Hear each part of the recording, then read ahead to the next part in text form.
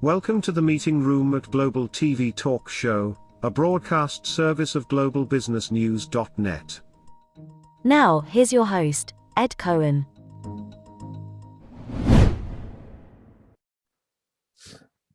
So, March 29, 2022. It's a little after 1:30 in the afternoon here in San Diego.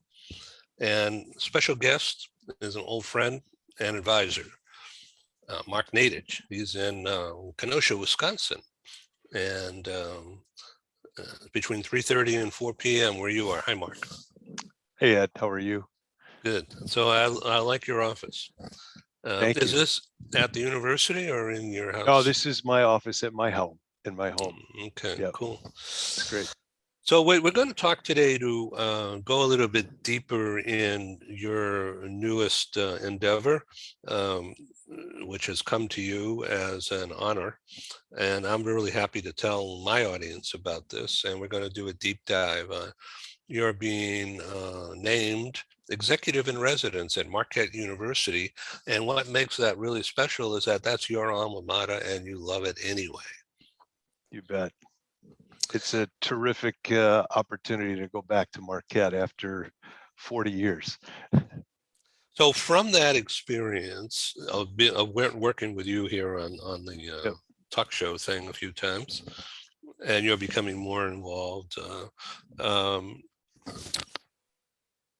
my alma mater is Nichols College, which is in central Massachusetts near the Connecticut border.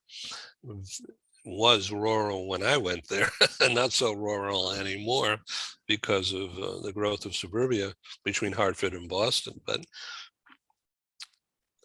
that was a savior, and at that point in time, getting away from my family, who I love and respect too, but believe me, I needed to get out of the house. And first semester there, I made the dean's list, and I came out of a failed situation at another college. For some reason, I listened to my family and said, you should learn accounting. And so I knew on day two, that's not for me. But marketing is what I focused in on. And it was like what I'm doing now. It's like not work. It's like no brainer. Right. And there was one professor there. The name won't mean anything, so I won't bother with it. But at Nichols College, and his thing was understanding what business you're in, but not from your point of view. It's from others around you. And the professor at that time, I kind of remember it. He called it marketing myopia. And one of the examples, he had many, one of the examples was the New York Central Railroad, which is no longer in business. Of course, the railroad's still there, but it's not called that anymore. Right. That was when it was a very successful private enterprise in New York and the Northeast and stretching across the US. They sold cargo, they moved cargo. Oh yeah, they had some passenger trains too. But they didn't own the land under the tracks. And there were other companies that owned the land, okay, really rich people. New York Central was pretty well off at the time, but there were much bigger, richer people, Rockefeller and whoever else, and so they never grew beyond their core business, even though they had access to assets and capabilities and connections, but they never developed them further. They just stuck to their narrow thinking. And so the professor called that marketing myopia, classic case. Mm-hmm. And then when the time came when they were under pressure for whatever, financial pressure, they had to sell out or do a stock offering, and they wound up losing control. And then eventually they disappeared. But today the railroads are bigger and richer than ever before because they not only still own the land, but the land adjacent to what they have. And all of that is hugely profitable and valuable. So being an executive in residence today, do you think it would be the same kind of things? I know specifics would be different, but the same kind of approach and attitudes to an executive in residence if it existed 25, 30 years ago?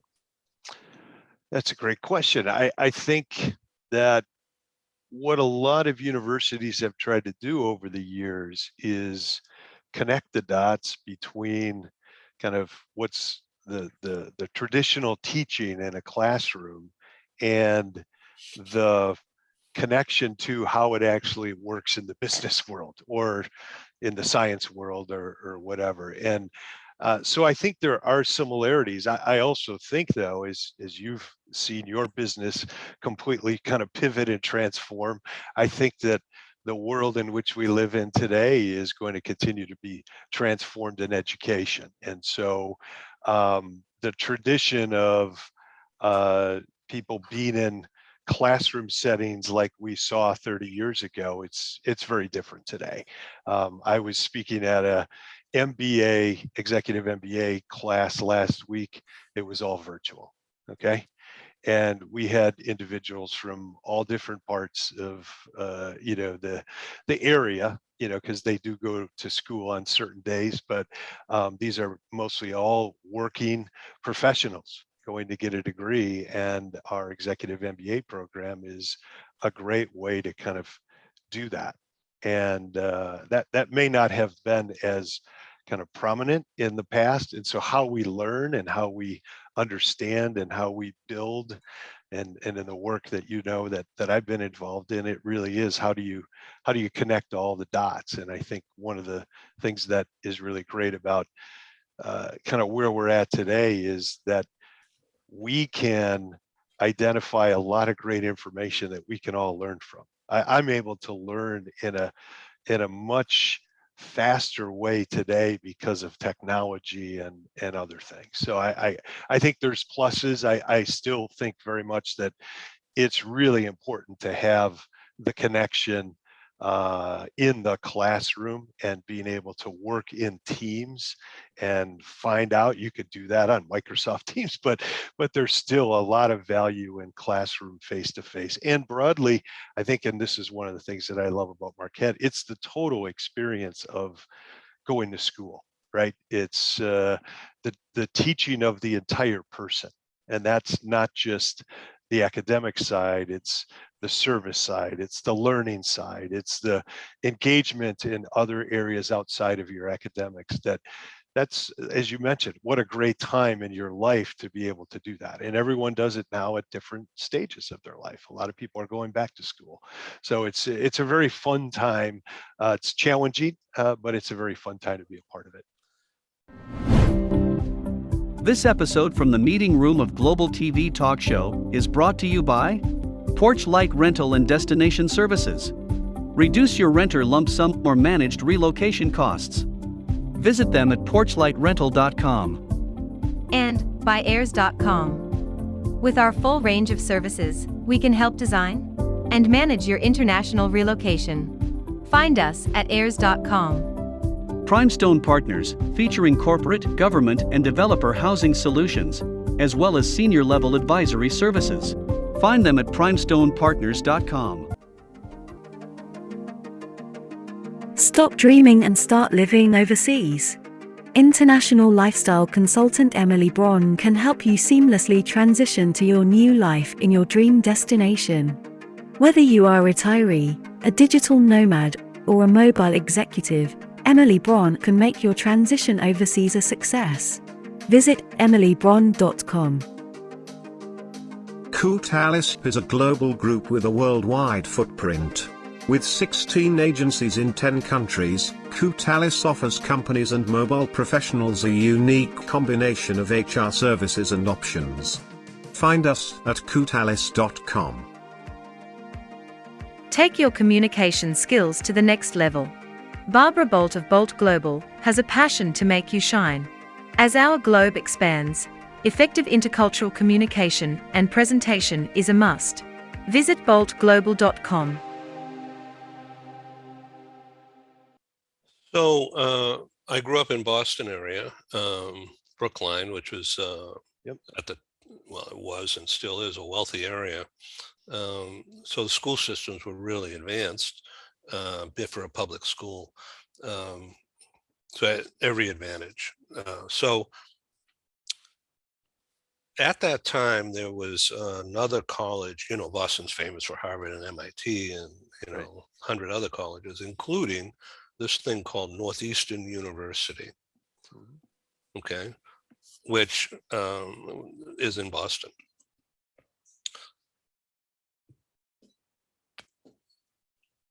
Not to cast anything at all, but or any bad will, but it was always referred to as a blue collar school, always. And they owned that. Okay. And I wish I had gone there. Instead, I opted for more Ivy type stuff, which I had trouble with because I really wasn't prepared emotionally or intelligently for that. But the kids who went there had to agree because it was like heavily endowed, manufacturing, tools, workmanship, not high level Harvard, MIT. That was for across the river. But over here in that side of Boston, they didn't care what color you were or what. Everybody got a scholarship if they needed it, and they agreed to pay back.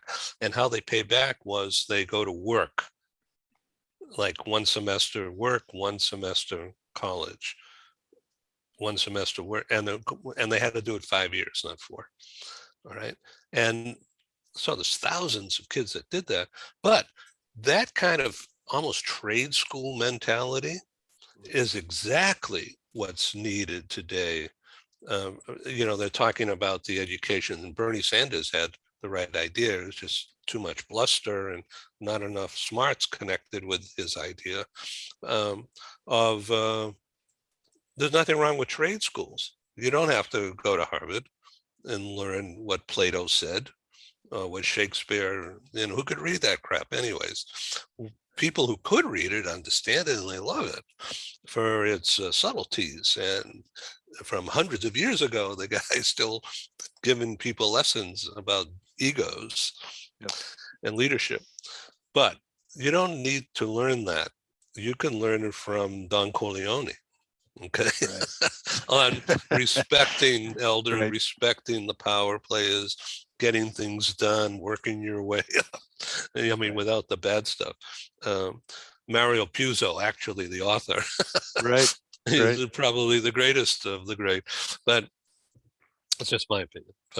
But that so how would you, as a highly educated Midwest college guy, I mean, perfect America, if you don't mind me saying this. Sure.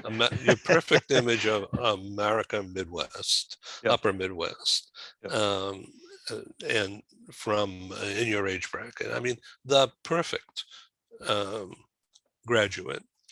And going back to the alma mater, it's really like watching the old Walton TV show. It doesn't feel good just to think about what you're doing. But other people need help. And they need guidance, and they're not getting it. Well, maybe they are, but no one's talking about it, in a positive way. So, what do you think of the idea of colleges like yours and many others? And I'm not talking Harvard, MIT. I'm talking about other schools. It could be University of Massachusetts. Who knows? But don't call it trade schools. Talk about working schools. Learn skills about how to balance a checkbook. And freshman year, you don't get out of freshman year, 9th grade, unless you can do that. All right. And get up in front of somebody and do a sales pitch, without making it a sales pitch. Okay. Through active persuasion. Right. learning how to, you don't have to go to Harvard to learn that, although they do. It's more practical to learn if you're going to work with your hands in a mechanical situation, whether it's fixing cars or fixing toasters or fixing plumbing. Those guys make a lot of money. They don't need to have a college education the way we used to think of it. Sure. But college can take on these whole other meanings now that are very, very practical, particularly now that reshoring is finally front and center now, bringing back semiconductor manufacturing and all kinds of manufacturing to the US under certain deals that are tax advantaged, because it's too dangerous to make chips, which everybody needs now, in far off places where it's an unstable kleptomania government. So America has to prepare for all this. Of course, everybody does, but America has to. Yep. And what do you think of that idea of not opening a branch of Marquette in Utah or Arizona, where there's wide open spaces where they can build chips, and there's hundreds of miles of nothing all around you? Right. Yeah, I think there's so many exciting things that are happening today in education that a lot of people may not be aware of, but are really looking at ways in which we can collaborate. I'll give you a very pragmatic example of that. Is I sit on a board of a technical college, their foundation board. It's one of the most successful technical colleges in the country. Okay. And they have done an absolute phenomenal job of looking at all the different opportunities in which we can help our students learn skills that are successful for today and can be applied in today, and certifications, whether that be in welding or as many of the other ones you said, but also partnerships with all the universities in our community to say, if you go and get an associate's degree, you can transfer and you may then be able to get your bachelor's degree and not have to take an extra 30 credits because some don't transfer, where we've learned to really build an educational system where we can all help it. And it's starting even earlier now. Now it's starting in high schools, okay? Because the students need to be able to get some of those life technical skills that could really be valuable, but also the business world and businesses are very committed to saying, we have a huge shortage of skilled labor and skilled workers, and we're going to build all of these partnerships. Okay. Well, it all goes back to penetration into the communities. Yes. I'm not talking about state control or anything like that, Right. but you know, parents of kids who are not troubled, but they're just not performing to Ivy League standards, they're forgotten, they're cast out, and those kids can become warped and cause trouble because they want attention, yet they don't have the training or the inclination to want to read books or understand how to conjugate a sentence, and who gives a darn, right?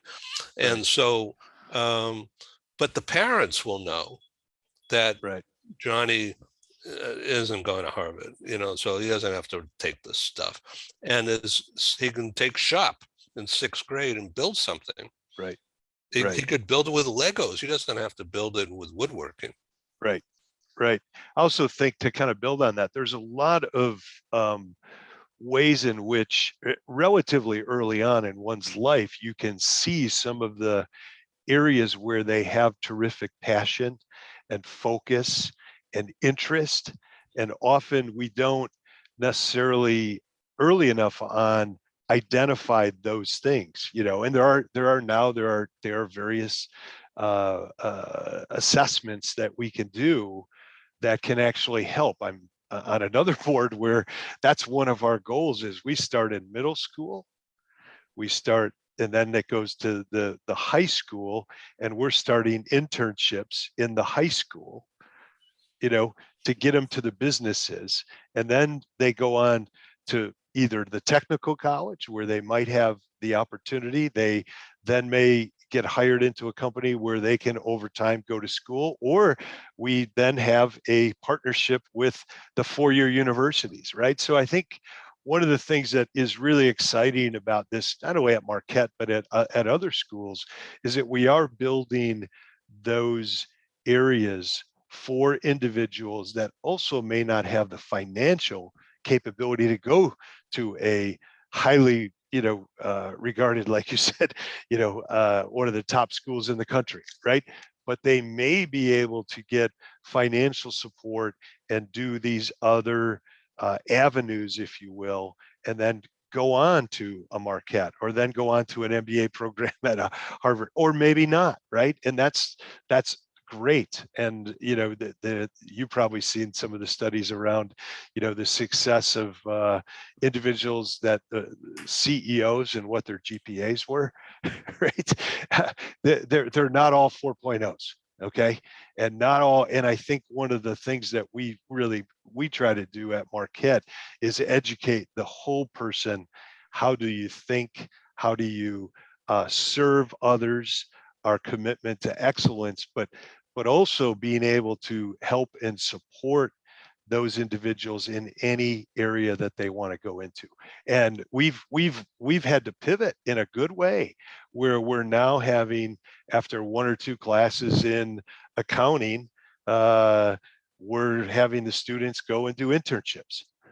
That's how fast it's happening now. It used to be you didn't do that until your third year after you finished all your general studies. Well, you have to respond to the market, and the market is saying, we're willing to do all these things because we want to have these types of students who have these experiences. And it's working exceptionally well. It doesn't mean that there's still not some opportunities, but that's a huge benefit. So when I went to school, it was very different, right? You went to class, and then you might have done your internships. I was fortunate. I did a co-op program, so I rotated between classes and work. That was one of the greatest experiences that I could have had. I wish I had done that. Exactly. And it built and because of that, Marquette was my first internship.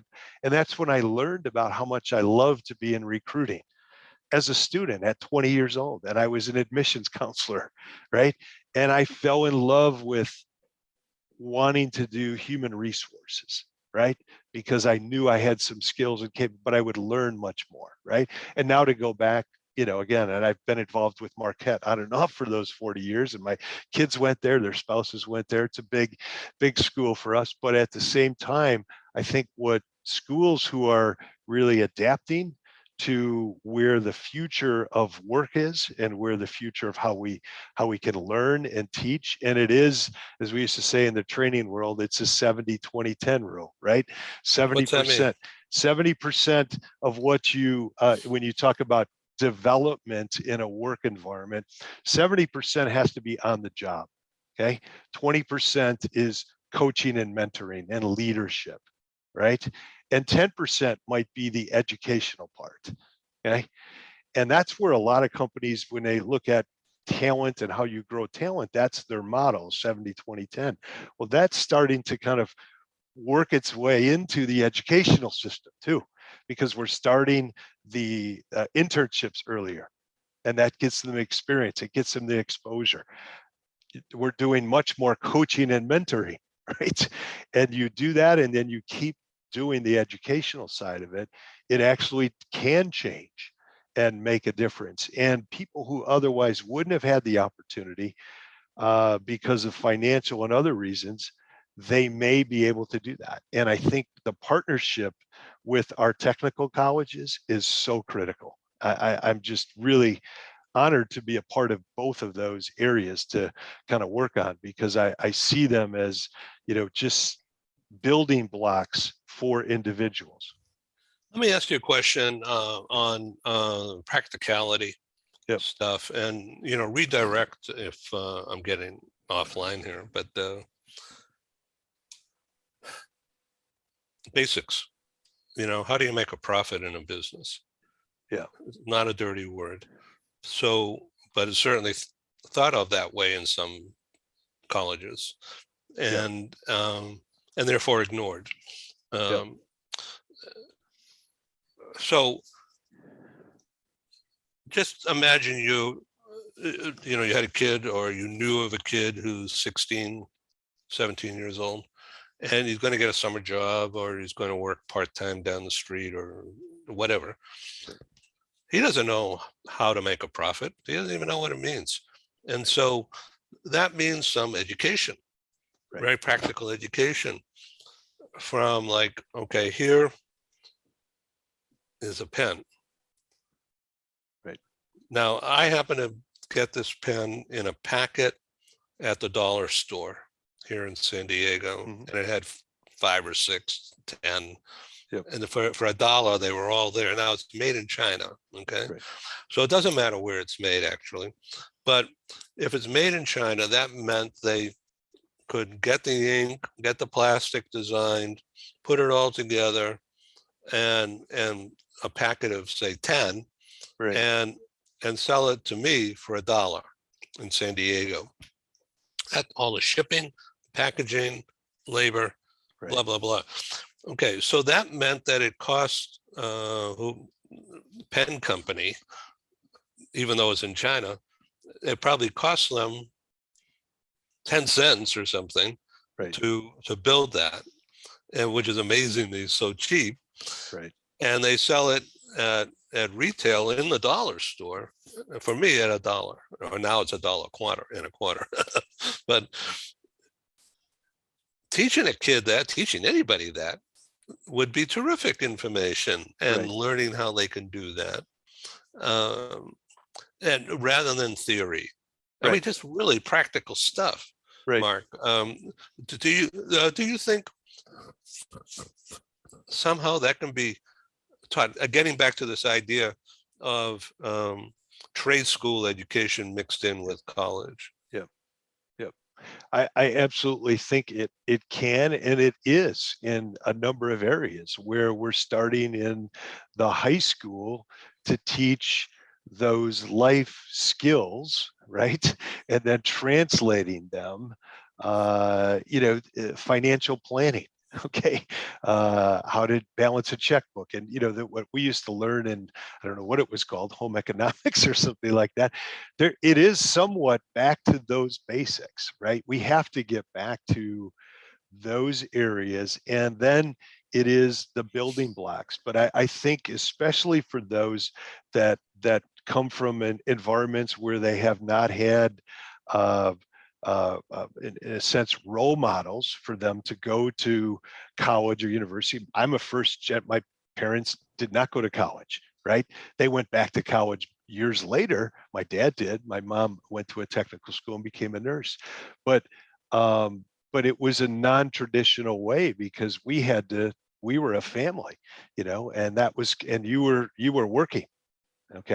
And so I think that a lot of people are not having the opportunity to go to college simply because of the financial situation. And if we have ways to solve that, which there are ways to kind of work through that, it's all about, though, partnership. It's how do you find the partnerships in communities to some of the work that we're doing is partnering with the unified, our school system, partnering with our agencies that can work with us so we can provide coaches and mentors, providing internships, providing experiences to learn about what the kind of work is. If someone says, well, I wanted to be, for some crazy reason, I wanted to be a dentist when I was thinking I was going to Marquette. And I realized after my first inorganic chemistry class that that's never going to happen.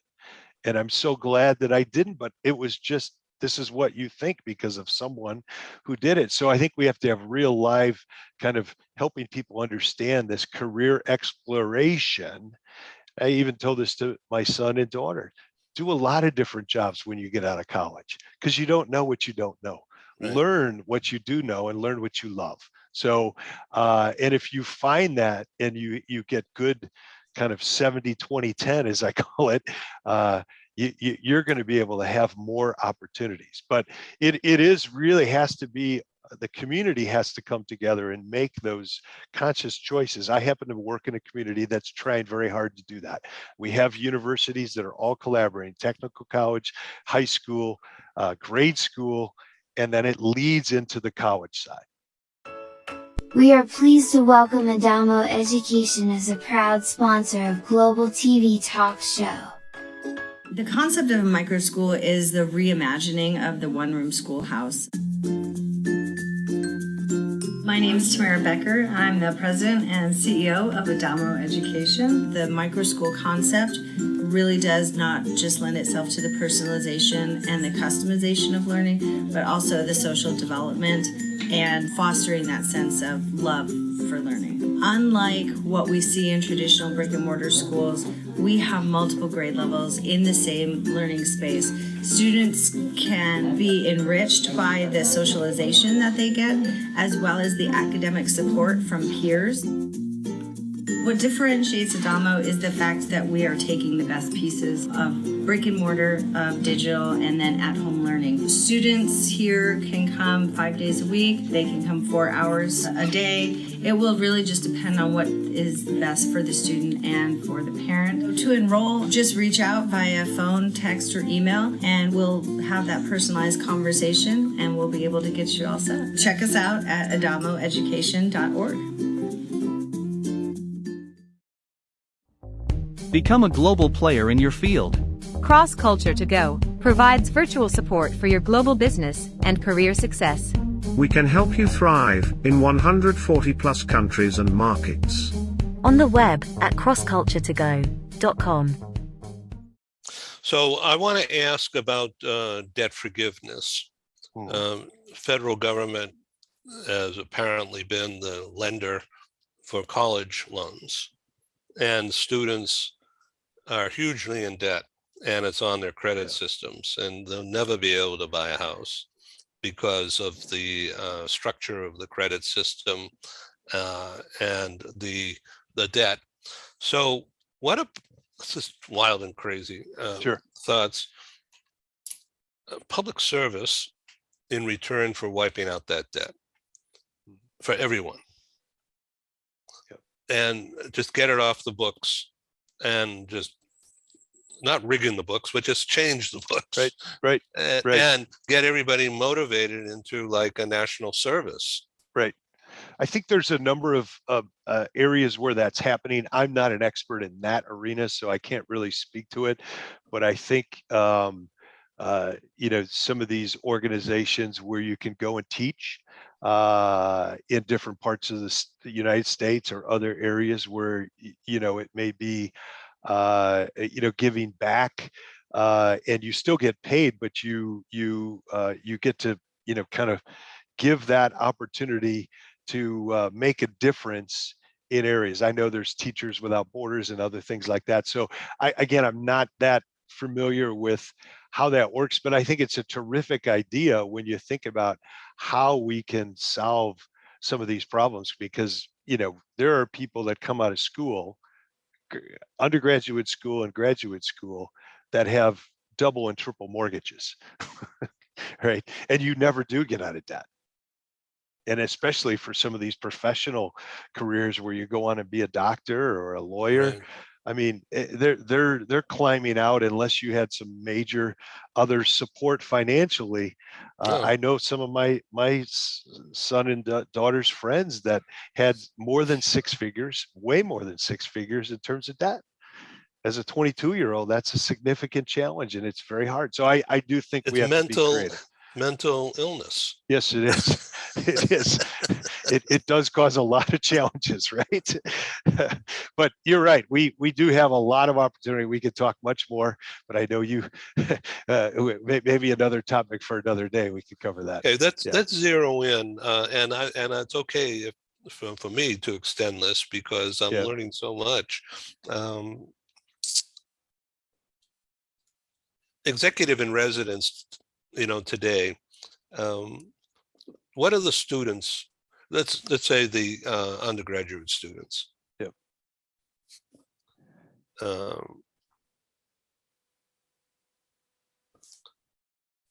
Are they all tech oriented, or is it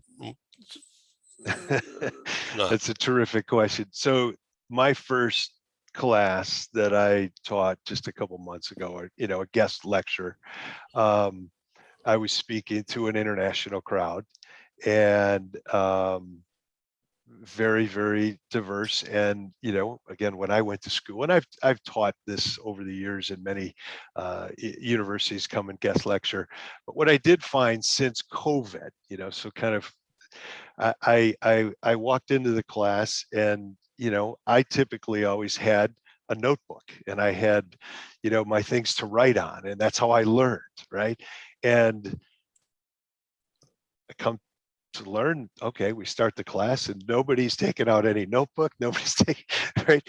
And then you're seeing them literally taking notes on their phone, taking notes on their iPad, taking notes, and still engaging. And also I think because of just the ability to do things faster and quicker, there's an interesting thing that happens that I sometimes fell down on, is I was taking too many notes, right? And not listening to the content of the information. And with a lot of classes now, they may be recorded, because depending on, and people can go and see that information, or the professor might put additional record. So there's all these avenues where people are learning very differently, right? The classroom is just one of those. And I just found that very interesting. But what I also did find that is a really phenomenal thing that I think is happening in at least our educational system that I'm involved with, is the students ask amazingly good questions, and they'll challenge things in a very positive way, right? I think maybe we were a little more conciliatory when we were in school, right? And you thought, well, the professor knows.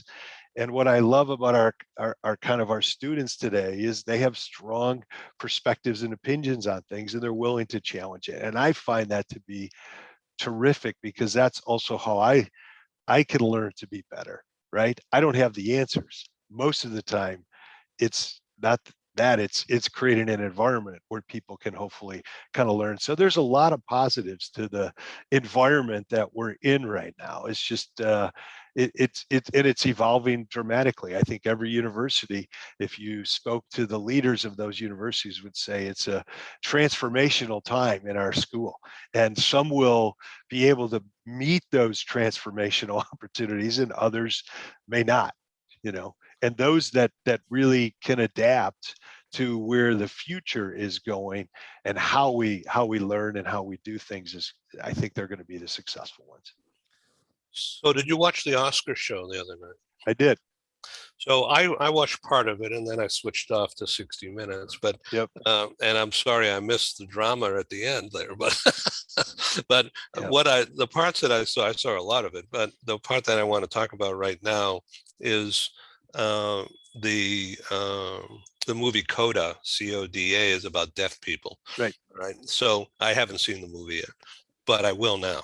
Yep. And because of that acceptance speech by that guy who's deaf, and then everybody was up cheering, going like this, which means thank you, I guess. Right, and, right, right. Adulation. Yep. I never knew that before. Yep.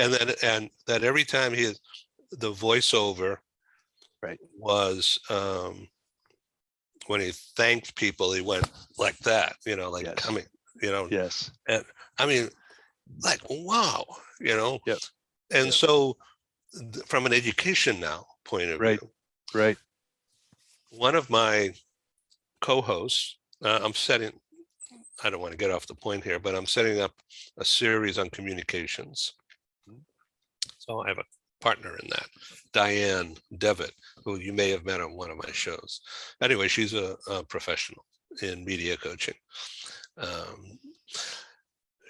We just did a show yesterday. And so one of the things I remember from that is that she says, pay attention now, I'm going to tell you something really important.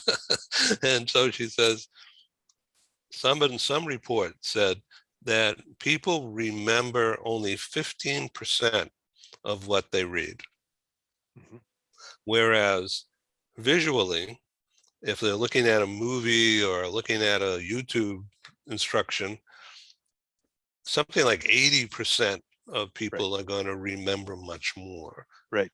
than the Right. old-fashioned way. Yep. Yep. Yeah, Amazing. I think that absolutely she's right on. And when you think about, even in the classroom last week when I was teaching, we had 3 or 4 little 2 or 3 minute videos. And what a great way to talk about one of the topics was around trust. And Simon Sinek spoke about trust. Okay. And here's a guy that knows something about this in his own teachings. And, you can take information, right? And people do, and we were able to, because then I spoke about, I have a thing called a trust org chart. You can't see it here, but it's an amazing little tool. Okay. And I was able to use the trust, the information that he spoke about, and say, how does that translate into kind of our work world? Because he was using the example of, we all know, we've worked with leaders, um, and you don't have to have a survey to know this. Some people are the people that you will always trust because of what they do and their actions. And I think he used the term, and I want you to think about the he used a 4-letter word that ended in E, that person, and everyone could say, that's the person that you can't trust, right? Because of his actions, because of his, he says one thing and does another, that kind of thing. And it's just, it's fascinating how much we can learn in that environment. So I think the way in which we're learning is leveraging technology, which I'm not an expert in at all, but just there's so many great ways to do that. And I agree, the 80% rule is that it's the same thing when you communicate something. We used to say in the business world, how many times does someone have to hear the same thing before they actually start understanding it? And the rule of thumb is 8 times. Okay. So, when you say, we're going to communicate, it's back to what she's saying, communicate, communicate, communicate, because people hear it one time, second time, third time, it might be the 8th, 9th, 10th time that they're like, oh, I'm starting to understand this. And the repetition of it. And when we were talking about this in the context of talent management practices, and how you have to, have the discipline to not look and say, well, we're just going to do this now, and then if this doesn't work, we'll do something else. Because people don't want that. They want to know what we call the rules of the road are, right? People want to know how you are going to assess me, how I'm going to be able to grow my own career. What are you going to do to support that? Those are the companies that are winning, as you know, in the marketplace, are those that understand that. And it's a really important time, because there's so many organizations that may not understand that part, and it's going to hurt them in terms of how they're going to attract the best talent, because the best talent right now has kind of a free rein on what they want to do, what they can't do. Mark Naidicz, thank you so much for Sure. being my guest. Let's see, did we talk about things you wanted to talk about? I think it was great. I appreciate, and I'll come back anytime, Ed, if there's other things that you want. But I do want to just say this: the work that you're doing is really fantastic, because we've known each other for 10 years or more. I loved being in your in-person meetings and discussions. I think one of the great values that you're bringing, and it really does speak to kind of our environment that we live in today, is we can bring people together from all different parts of the world to have a conversation. And I think one of the things you said, you start as you may not know someone, as you end as a friend, right? And I really subscribe to that, because I think it's so important for us in this time, at this place, in this environment that we're living in. We all have to connect with each other and support each other and learn and help to kind of look at the things that we can do to make a positive difference in the world. There's so many negative things, and I I try to choose to focus on, well, what are all the great things? And yes, there's challenges in education, but what are the great things that are happening that we can do, that we can grow so we can have this, if you want to call it the pipeline for the future. And that's what keeps me very excited about kind of what we're doing. And I learn a lot from all the people that have been on the program. So thank you for what you're doing.